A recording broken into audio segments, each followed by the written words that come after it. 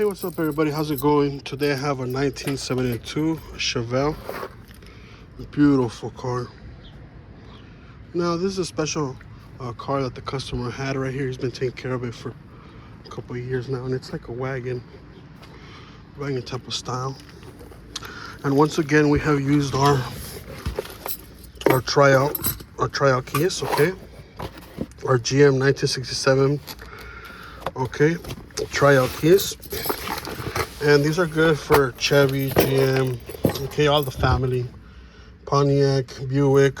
Now, I had luck today on this Chevelle. Like I said, I wasn't so lucky before. It's not always a happy ending with every vehicle. Some you're gonna lose, some you're gonna win. But so far, these keys have paid back themselves already four times, and they really do come in handy. This is an older vehicle, and these are these single-sided cut keys. Now, what worked for me was that I went ahead and I tried one by one, okay?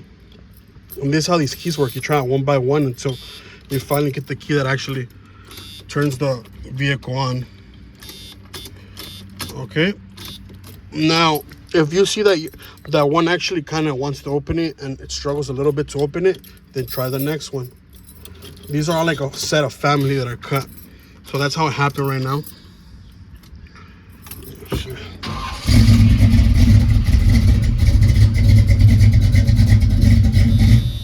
Beautiful car. These are the tryout keys. There's a lot of different keys in here, so you have to try one by one until you actually get the key that that works perfectly for the ignition lock cylinder, and you go ahead and you cut. Make sure that you have your blank keys. This key had an E stamped on it, okay? And what I actually do is I'll get the blank key and then I'll stick them in the ignition, make sure that it goes in all the way, and it actually makes that noise when it's a blank key. And if it goes in all the way and doesn't get stuck or nothing, I'll go ahead and I'll just cut that key out. I'll cut this key out in my duplicator, on my key duplicator, which is the little battery one, the manual one for the single-sided or double-sided basic keys, non-high security keys, and I'll cut it with those. So yeah, these keys successfully, again, I have done this vehicle successfully, so I just wanted to show you guys.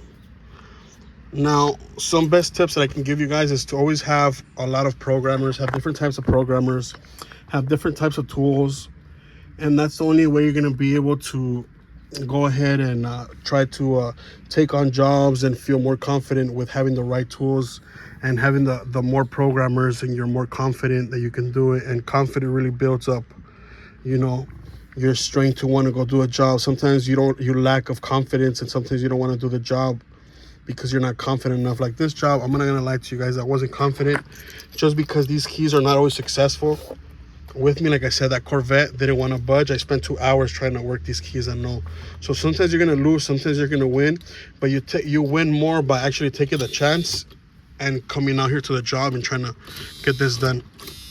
Okay, you guys, I usually don't like to start talking about prices on my channel, but if you guys want to email me about any questions about prices, go ahead, email me. Okay, thank you guys for watching. If you guys like this video, make sure you guys hit like, subscribe to my channel. Don't forget to join our members only, you guys. Until next time, you guys, take care.